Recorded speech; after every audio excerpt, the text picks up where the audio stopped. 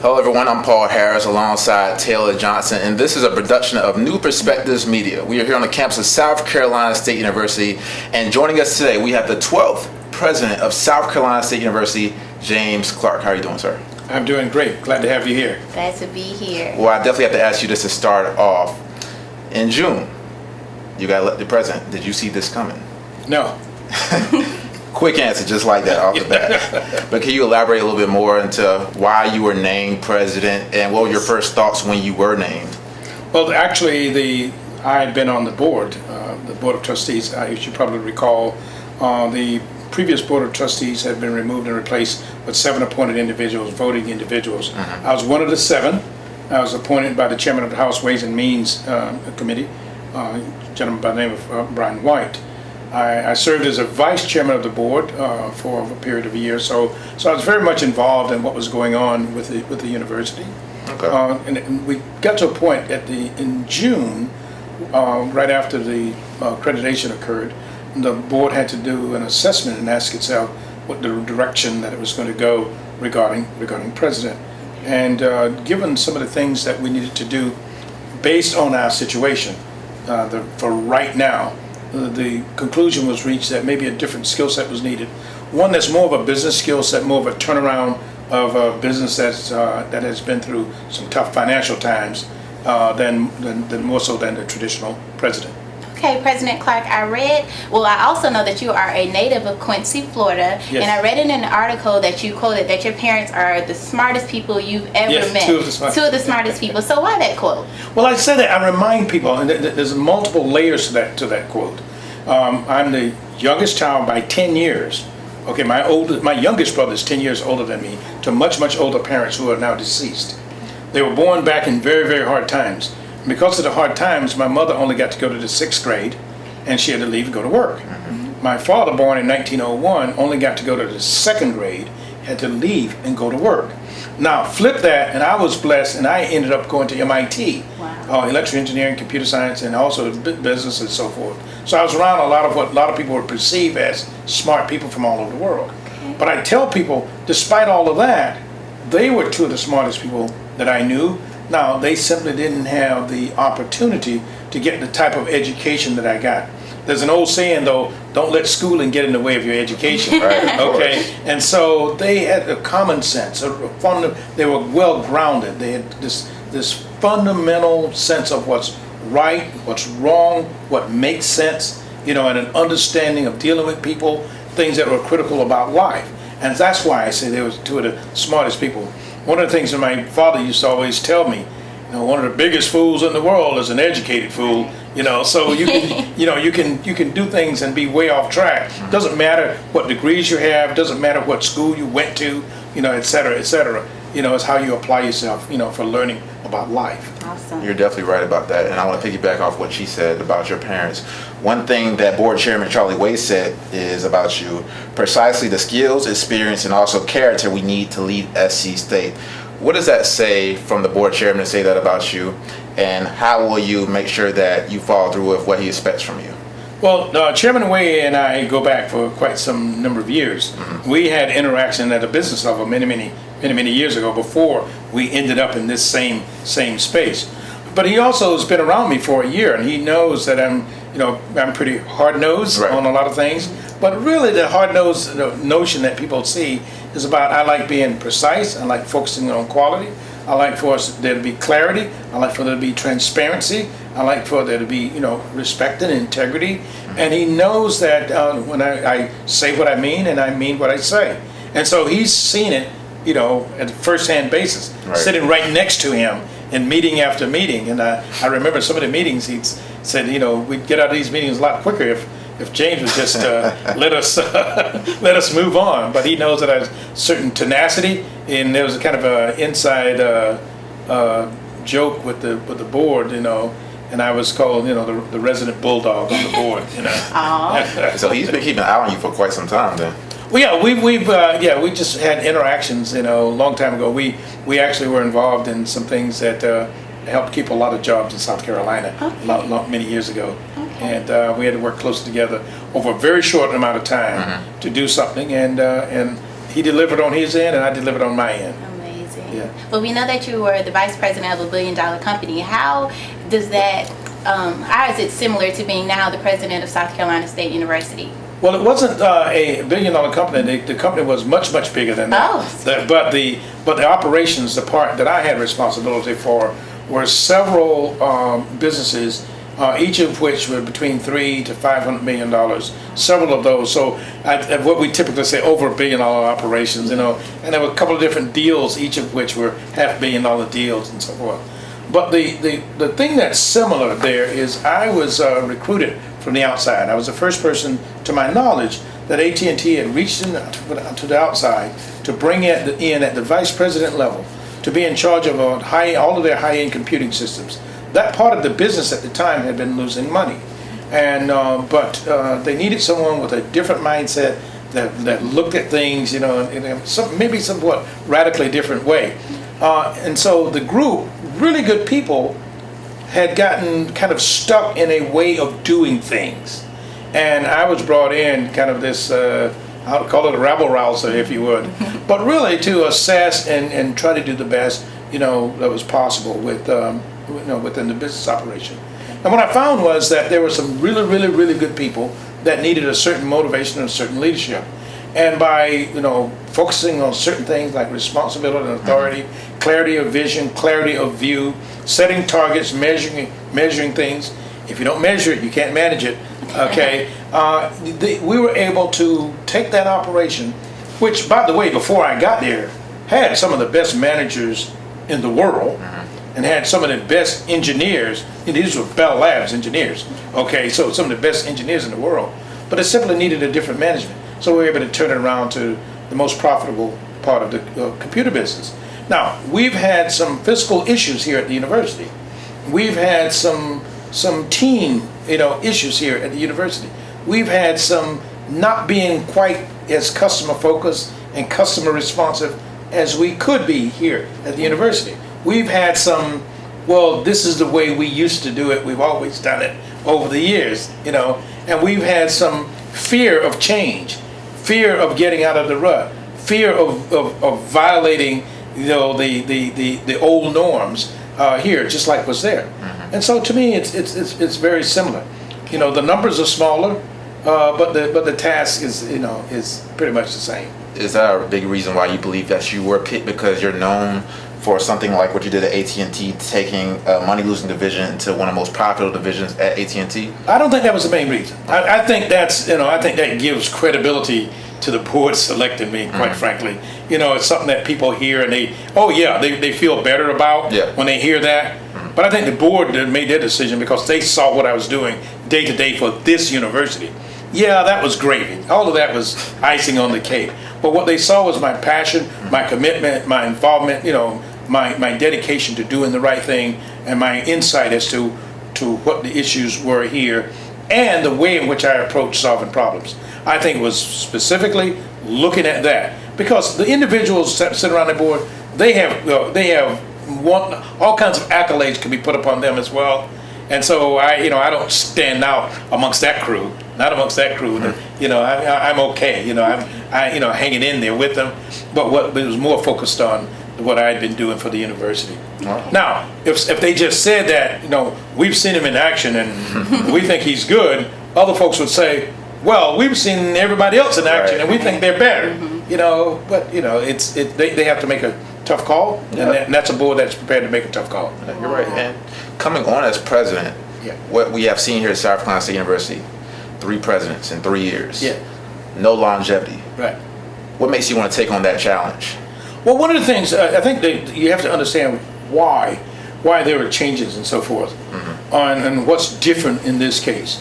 One of the things I think that's different in this case, I was already around for a year, so I had a sense of where things were. Very true. I have unanimous support of the board. Previous presidents, didn't come in having had already a year with the board, a year looking at the institution, then unanimous support of the board, and support from like the governor's office, the Senate, and the House, and so forth already, and an insight and so forth. Now, take that with my management experience and some of the fundamental issues here being fiscal, being financial, and team building and changing of culture, and bringing that type of experience to the table, then that's what makes sense. The other thing is, now I'm coming here with an understanding of a lot of the tasks that are before us. There are a lot of things business-wise that we must get done in very short order, in order for us to continue to thrive as we move forward.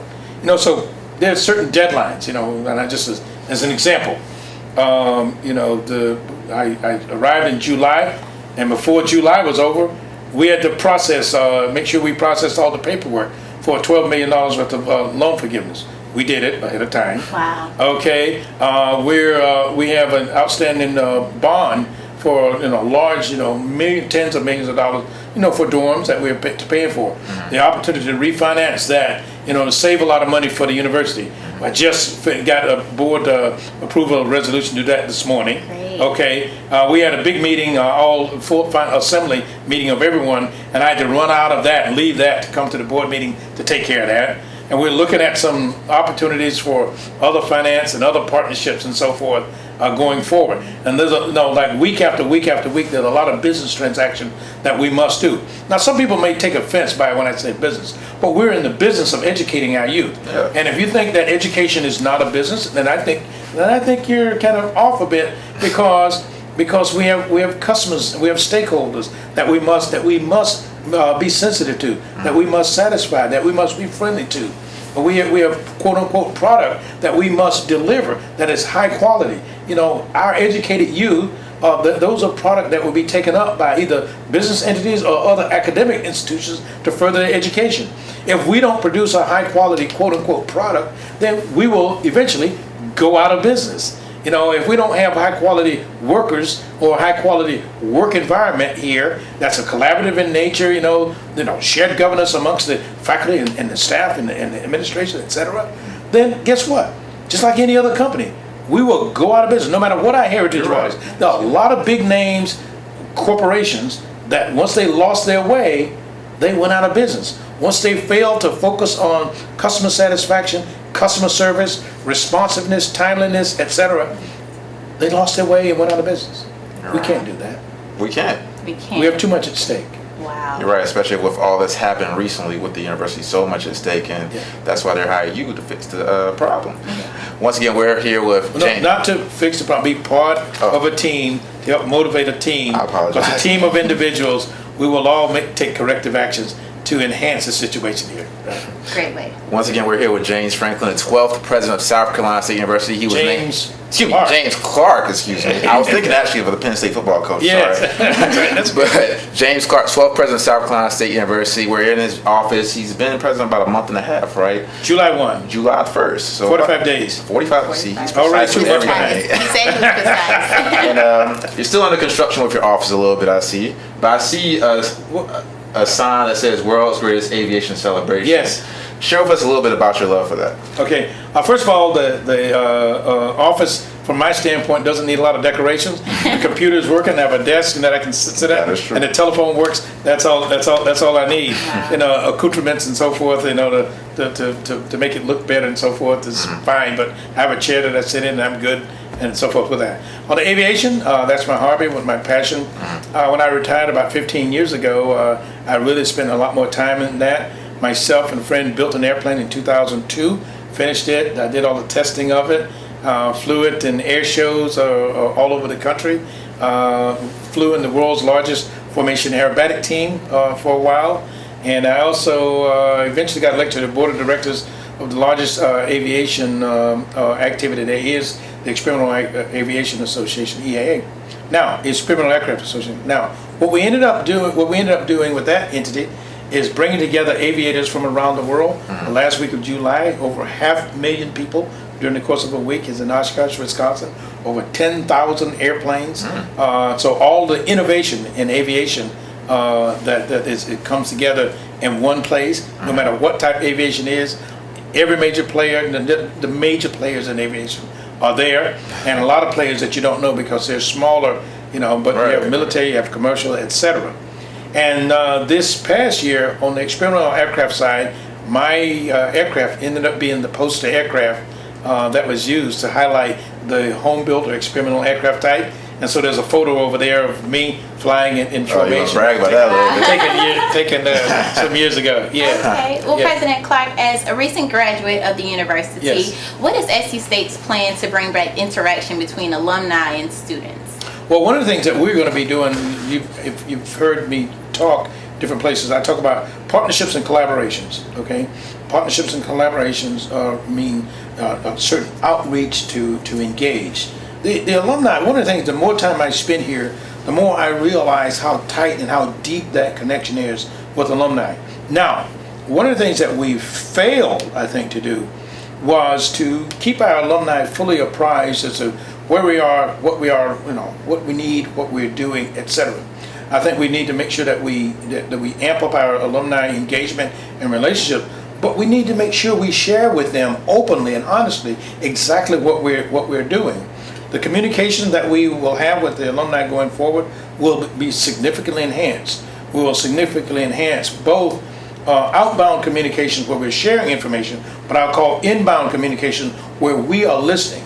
And so I plan to spend time with the president of the National Alumni Association to set up a mechanism for what I call listening posts, so to speak, with the alumni. We've already had some of the discussions. We're talking about the different right framework. Now the other half is I'm wide open. I'm open to anyone, anytime to call and discuss and listen to ideas and take the time to sit down to understand that particular perspective. I've done that with some already, and that is why I'm getting this enhanced sense of how deep the connection is. Spent time at the National Alumni Association. Like I said, I was talking about the earlier board. I had a commitment to be there all week from a year ago, a prior commitment to be at that big board meeting with the 500,000 people. And but I cut that short such that I could come and go, so I could leave there and go to the National Alumni Association meeting, so I could speak there and interact there with some individuals. And I plan to be doing a lot more of outreach to various communities, specifically including alumni. Does the university have any goals that they would like to meet within the first 100 days of school starting?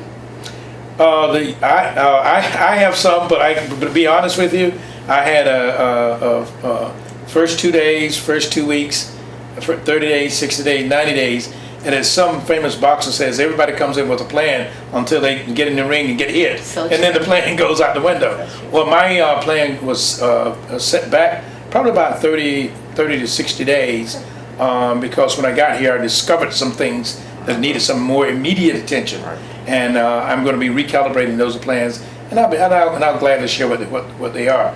But fundamentally, it is about shifting our culture, focusing on things that matter for customer service, a lot more outreach to both internal outreach on my part to understand, to listen, to validate, to verify things.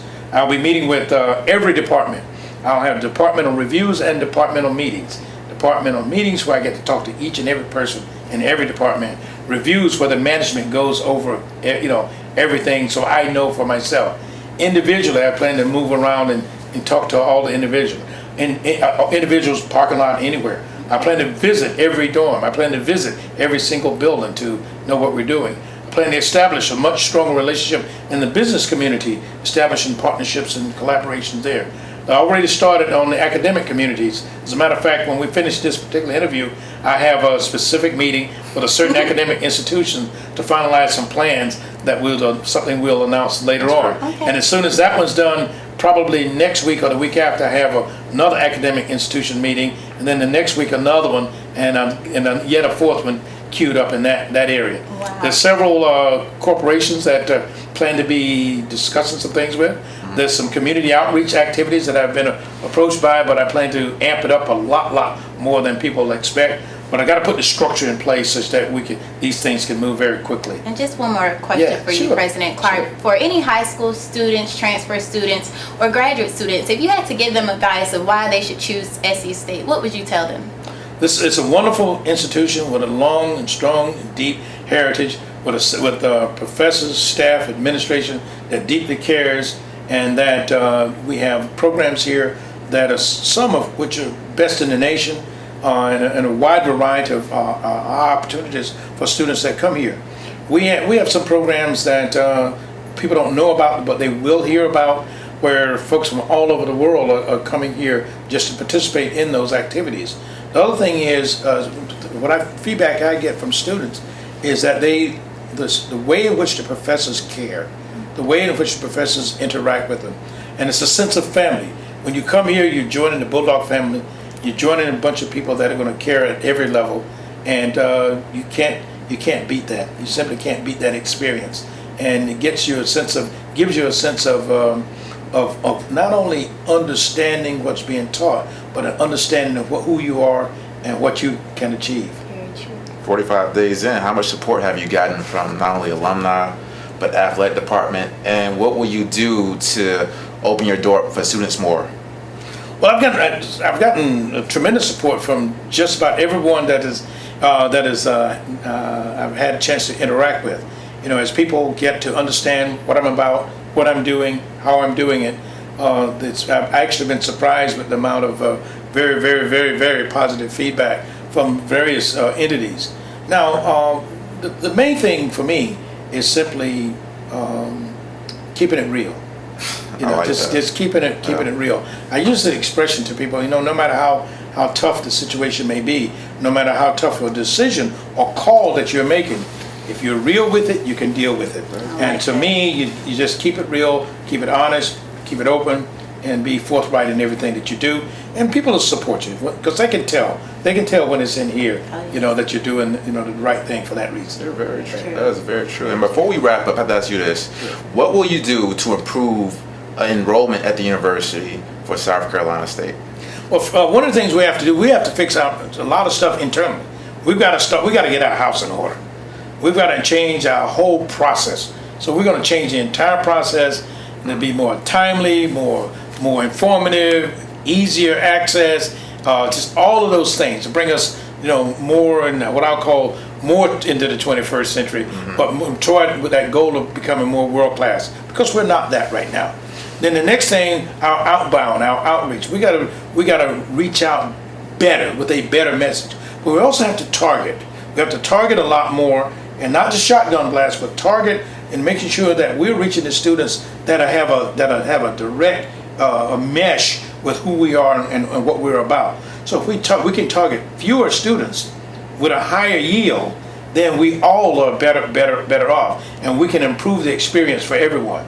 But we also have to do things a lot earlier, a lot sooner. Right. And so in a few days, we will be talking about what we're going to do for next year's process. Wow. It's not too soon to start that.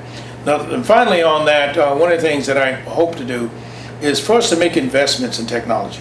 We are woefully behind in our investments in technology to make things a lot simpler, a lot easier.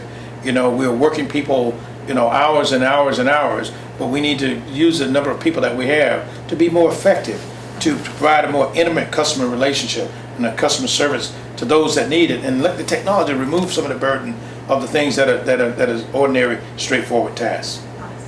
Well, James Clark, President of South Carolina State University, the 12th President of this, thank you for joining us here on the People Station 93.7 FM and also New Perspectives Media. And we wish you the best of luck, especially coming from two South Carolina State alums as ourselves. But we really trust you, and we hope you do a great job as President. Thank you very much. I really enjoyed doing it. Oh, by the way, if you're a student or a parent, it's not too soon to be thinking about next year. You're right. Let us know right now. The sooner the better. And by the way, if you sign up, this month, maybe we can try to do something special. Oh. Well, you put the word out, ladies and gentlemen. Okay. James Clark, President of South Carolina State University, the 12th President of South Carolina State University. For Taylor Johnson and myself, Paul Harris, we are signing off until next time. Thank you for watching.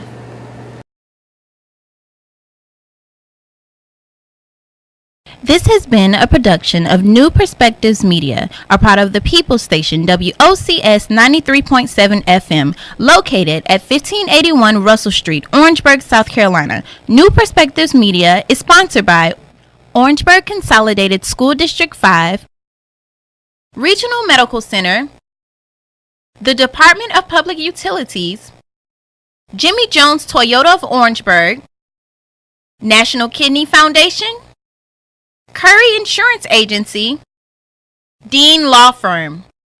For more information about upcoming programming, tune into 93.7 FM, The People Station.